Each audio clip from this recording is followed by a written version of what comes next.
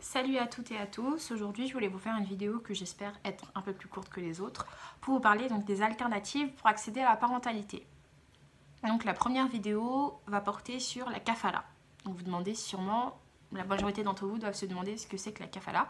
Donc je vais vous expliquer clairement, la kafala est un mode donc, de recueil légal qui est reconnu en France mais qui provient donc, des pays musulmans. Donc qui s'est inspiré donc, du droit coranique selon lequel il n'est pas possible pour une famille musulmane d'adopter un enfant selon notre conception en France, par exemple ou en Europe. On peut seulement prendre sous son aile un enfant abandonné ou orphelin et s'en occuper comme ses parents sans pour autant créer de lien de filiation. Alors, cela existe dans plusieurs pays qui sont musulmans, mais je vais vous parler principalement donc, du Maroc et de l'Algérie et des conditions pour pouvoir, des conditions à remplir pour pouvoir devenir kafil et donc pouvoir s'occuper d'un enfant jusqu'à ses 18 ans. Donc c'est une solution, il faut respecter certaines conditions pour pouvoir accéder à cette alternative pour devenir parent. Donc tout d'abord, selon les pays, il faut parfois avoir un agrément. Donc l'agrément, c'est celui qui est demandé pour adopter en France, par exemple. Si aujourd'hui vous voulez commencer une démarche pour la kafala, parfois ils demandent quand même à ce qu'il y ait un agrément donné en France, même si l'agrément normalement n'est censé porter que sur l'adoption. Donc l'adoption simple ou plénière telle que connue en France.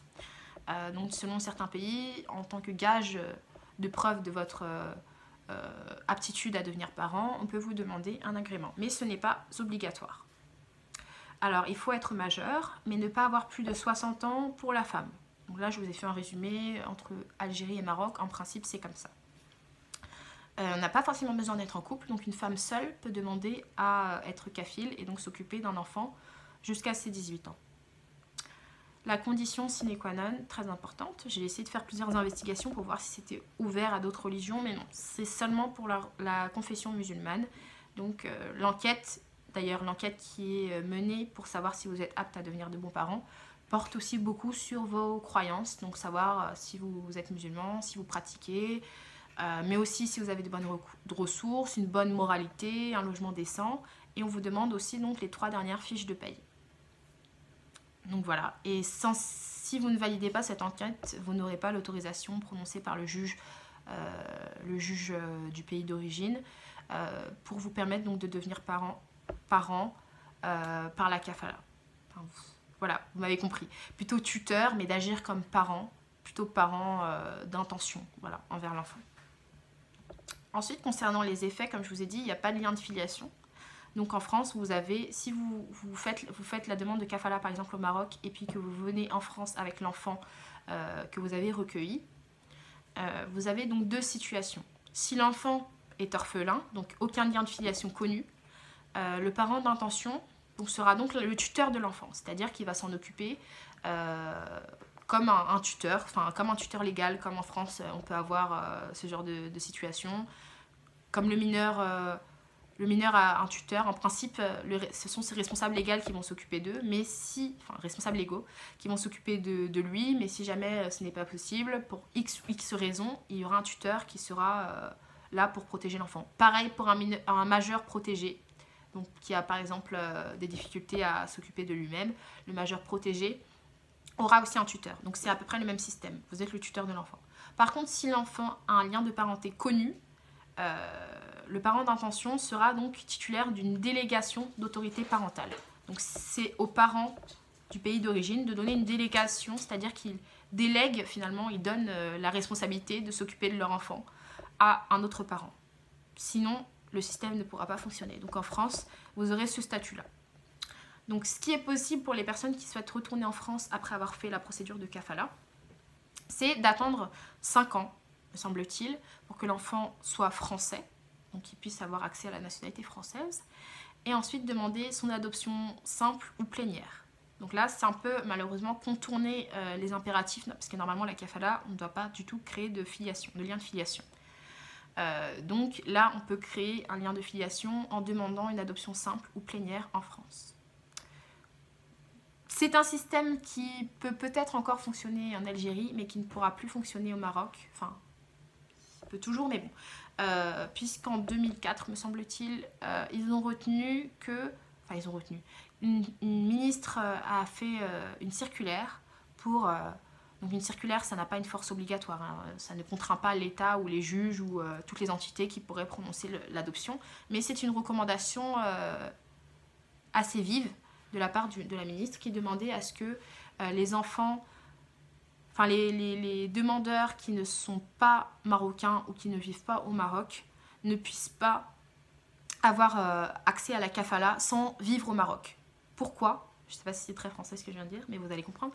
Pourquoi ? Parce que certains parents ne sont peut-être pas musulmans ou pas très pratiquants, ou alors, enfin je ne sais pas, ne respectent peut-être pas toutes les conditions, c'est-à-dire les ressources, ou voilà. Et si l'enfant et le parent d'intention quittent le territoire marocain, il est très difficile d'effectuer un suivi. Donc pour voir, parce qu'il faut savoir que la kafala est révocable. Donc on peut vous autoriser à garder un enfant, mais si on trouve que vous ne remplissez pas les conditions requises ou vous ne les remplissez plus, on peut vous reprendre l'enfant. Donc, pour éviter les dérives selon lesquelles les parents retournent en Europe, par exemple en France et en Belgique, et ensuite, au bout de 5 ans, demandent à adopter l'enfant pour court-circuiter le système même de la kafala au Maroc. Donc, la ministre a décidé de faire une circulaire pour demander à ce qu'on réduise les autorisations aux Marocains d'origine, à la rigueur aux Marocains d'origine, ou alors aux Marocains ou aux couples d'intention qui habitent sur le territoire du Maroc. Donc voilà, je ne sais pas si dans les faits, parce que j'ai pas vu beaucoup d'articles à ce sujet, si dans les faits ça a vraiment été respecté à la lettre et que les juges ont décidé de se conformer à cette circulaire plutôt qu'à la possibilité qui leur était donnée d'attribuer à n'importe quel couple qui remplissait les conditions préalables de pouvoir devenir parent d'intention par la kafala. Mais en réalité, c'est devenu plus compromis, si j'ai bien compris. Donc voilà. Il faut savoir aussi, selon les effets, toujours relativement aux effets, qu'il n'y a pas, du coup pas de droit à la succession. L'enfant que vous avez pris, donc recueilli par le cadre de la kafala, n'aura pas le droit de succéder, enfin, n'aura pas de succession à votre mort. Ce qu'il faut faire, c'est soit prévoir une donation chez un notaire ou un legs. Mais en réalité, voilà, c'est bien pour vous montrer toutes les complications que peuvent avoir le simple fait d'être tuteur ou le simple fait d'être titulaire d'une délégation d'autorité parentale. Vous n'êtes pas le parent de l'enfant. Donc c'est bon à savoir. Donc, pour vous faire un petit récapitulatif, donc, les bons points sont finalement que, contrairement à l'adoption où on peut mettre jusqu'à 8 ans, puisqu'il faut 2 ans pour avoir l'agrément, enfin 2 ans au moins de mariage pour avoir l'agrément, et puis ensuite on peut attendre assez longtemps pour avoir un enfant en France, parce qu'on est sur une liste d'attente finalement. Donc contrairement à cette attente qui peut être en moyenne de 8 ans, il y a une attente quand même qui est assez rapide pour la kafala, qui est de 4 à 6 mois, à peu près.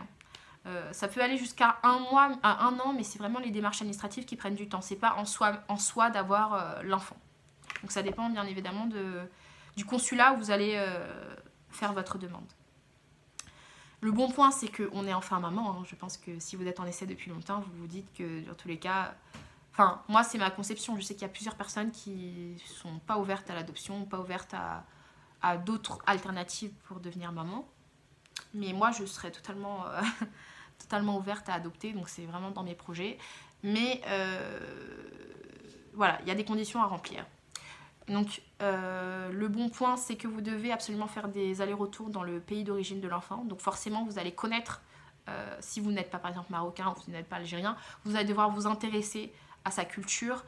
Et ce qui sera bien, c'est que vous pourrez peut-être plus facilement lui parler de ses origines. Enfin, vous aurez été confronté à la vie qu'il aura eue avant de vous avoir. Et le bon point, c'est que selon les pays, vous n'avez pas forcément besoin d'un agrément. Donc comme je vous ai dit, ça dépend vraiment du consulat où vous allez aller, ça dépend de l'endroit où vous voulez faire la kafala, mais en principe, vous n'avez pas forcément besoin d'un agrément. Ensuite, concernant le mauvais point, enfin, c'est pas vraiment des mauvais points, mais c'est des points qui portent à réflexion, c'est que seule la religion musulmane est privilégiée. C'est-à-dire qu'il n'y a pas forcément le même système pour les religions juives, les religions chrétiennes, etc. Puisque dans ces religions-là, il n'est pas interdit d'adopter. Dans ces systèmes-là, donc les pays qui ont été avant, par exemple des pays chrétiens, bah, il y a l'adoption, il n'y a pas d'alternative qui est proposée. Donc voilà, ça c'est le mauvais point, il faut être de cette confusion... Enfin, mauvais point, ça, tout est relatif, mais en tout cas ce n'est pas ouvert à tous, c'est ce que je voulais dire.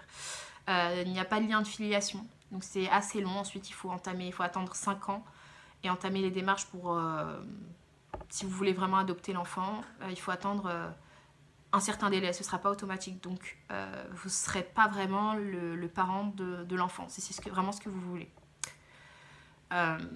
Le problème, comme je vous ai dit aussi, c'est que la kafala est révocable. Donc c'est-à-dire que autant l'État qui a prononcé, enfin l'État dont vient l'autorisation finalement de pouvoir avoir la kafala peut décider que vous ne remplissez plus les conditions et vous reprendre l'enfant.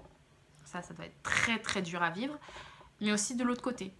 Je suis tombée sur des articles qui disaient que certains parents, donc certains kafiles, n'arrivaient pas à accéder à la parentalité par la voie naturelle, mais lorsque la maman est tombée enceinte ou lorsque voilà, ça n'allait plus avec l'enfant, ils ont décidé de rendre l'enfant. Là, je trouve ça un peu plus inhumain. Après, c'est ma conception, mais je trouve qu'un enfant, c'est pas un jouet. Si vous vous engagez, c'est pour du long terme. Et même si ce n'est pas pour devenir ses parents sur le papier, en réalité, vous agissez comme des parents et vous êtes un repère. Donc, je ne comprends pas qu'on puisse prendre un enfant et le rendre. Enfin, c'est pas un jouet. Enfin, voilà, ça, c'est ma conception. Mais après, justement, c'est pour ça que le Maroc a décidé de durcir les conditions d'accès à la kafala pour éviter les dérives telles que celle-ci, où on se dit, j'en veux plus, quoi, ça m'intéresse plus. Enfin, voilà. Je pense qu'on est beaucoup à penser de la même manière, mais voilà, c'est moins strict que l'adoption parce que le suivi est moins long. Déjà, le suivi est moins long, on vous fait moins d'examens. Si on fait des examens, c'est plutôt de moralité pour voir si vous êtes vraiment de bons musulmans et que vous avez des conditions financières. Mais on va pas vraiment voir le psychologique. Alors que pour l'adoption, il me semble qu'il y a vraiment un suivi psychologique qui est fait et que je trouve très, très, très, très important. Même si je déplore le fait que ce soit long, etc. Finalement, au moins ça soulève certaines questions et si des personnes n'étaient pas très sûres d'elles, elles peuvent se désister. Alors que pour la kafala, se désister une fois qu'on a l'enfant, enfin, je trouve ça inhumain et même impensable. Voilà. Aussi, bon, je ne pense pas que du coup le Maroc et l'Algérie soient concernés, mais je sais que dans certains centres d'adoption, donc là je vous en parlerai dans une autre vidéo, dans certains centres d'adoption, il y a des trafics d'enfants qui existent. On ne pourra jamais vraiment savoir, par exemple, si un enfant est abandonné, orphelin, on ne pourra jamais vraiment connaître son histoire. Et ça, c'est horrible. Et puis même pour le respect des parents, on ne peut pas forcément avoir de suivi, même s'il ne s'est rien passé. Hein. Un parent qui ne veut pas donner son identité est dans ses droits. Il a le droit de ne pas donner son identité. Mais moi, je suis une personne qui psychose énormément et je me dis, bon, un enfant abandonné, on ne sait jamais d'où il vient, on n'a pas connu sa famille, et donc on ne sait pas s'il fait l'objet d'un trafic d'enfants ou pas. Mais je pars du principe qu'au Maroc et en Algérie, ça ne se passe pas comme ça, mais on ne sait jamais. Donc c'est ça le bémol, vous ne connaîtrez pas le vrai passé de l'enfant. Et voilà. Et ensuite, par contre, si vous faites la kafala sans avoir eu d'agrément en France et que vous revenez avec l'enfant que vous avez sous votre garde en France, vous ne percevrez aucune aide sociale, c'est-à-dire que vous n'aurez aucune aide de la CAF, puisque vous n'êtes pas ses parents en fait. Donc je sais que pour certaines personnes, cela est primordial de se dire qu'ils pourraient voilà, avoir un suivi, des aides à la parentalité, pour les aider notamment à acheter berceau, etc. Donc certains parents, c'est important pour eux de le savoir. Là, vous n'aurez aucune aide, aucun statut par rapport à cela, puisque je rappelle que vous n'êtes pas considérés comme les parents de l'enfant. Voilà. Donc moi, je me suis informée sur la kafala parce que je suis tombée sur un profil sur Instagram super intéressant qui parlait de cette démarche-là. Et j'en avais déjà entendu parler, mais je pensais, à raison, que c'était vraiment réservé qu'à la confession musulmane. Donc en effet, donc, même si j'ai parlé avec, j'essaierai de vous mettre, si je m'améliore un peu dans tout ça, les montages vidéo, j'essaierai de vous mettre un commentaire d'une fille sur Instagram qui m'expliquait qu'elle travaille dans la protection de l'enfance et finalement des personnes qui avaient recours à la kafala n'étaient pas forcément des personnes musulmanes. Donc moi, comme je suis très textuelle, donc je suis partie quand même vérifier sur les textes et c'est vrai qu'en principe, donc principe sur le papier, c'est écrit qu'il faut être de confession musulmane, il faut même, si vous êtes converti, il faut un acte de conversion musulmane qu'il faut demander au consulat. Où dedans vous devez proclamer que vous êtes musulman, etc. pour justifier de cette appartenance. Mais bon, voilà. Je ne suis pas dans le domaine du cadre de la protection de l'enfance, donc je ne sais pas ce qui se passe en réalité dans les faits. Et j'ai aussi eu le témoignage d'une personne qui m'a dit que sa tante avait pu accéder à la parentalité par la kafala. Donc pour 2 enfants, elle avait d'abord eu un premier enfant Et ensuite un second, je crois qu'elle a attendu 5 ans, enfin je me rappelle plus. Je vous mettrai aussi le petit texte si j'y arrive. Sinon si j'y arrive pas, bah je sais pas, je mettrai une fleur pour que ça fasse pas trop bête. Et donc voilà. Ensuite, nous concernant, donc déjà, premièrement, je ne suis pas confession musulmane, donc malheureusement, je ne pourrais pas accéder à la parentalité par ce biais-là. Mais je vous parlerai dans d'autres vidéos de ce que moi je compte faire si jamais on essuie que des échecs par la FIV et qu'on ne parvient pas à devenir parent. On a pensé à d'autres solutions dont je vais vous parler dans d'autres vidéos. Donc les 2 prochaines vidéos je pense que je ferai d'abord une première vidéo sur la gestation pour autrui, donc le procédé de mère porteuse, et je vous ferai une vidéo donc sur l'adoption. Voilà, donc dites-moi dans les commentaires si vous connaissiez déjà la kafala, puisque je vous rappelle que c'est pas assez répandu, c'est pas très bien connu, et si vous aviez déjà pensé à des alternatives pour devenir maman.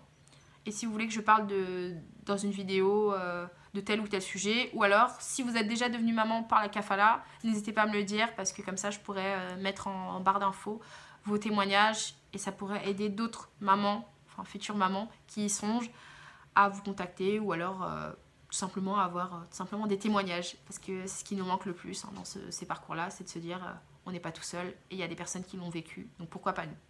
Voilà, je vous laisse et j'espère que j'ai répondu à toutes vos questions. Si jamais vous en avez, vous pouvez toujours me contacter sur Instagram. Donc mon Instagram n'a pas changé, hein, c'est sarah.pmet, comme sur la page YouTube. Et là, je suis beaucoup plus disponible pour répondre à vos questions. Je vous embrasse, bisous!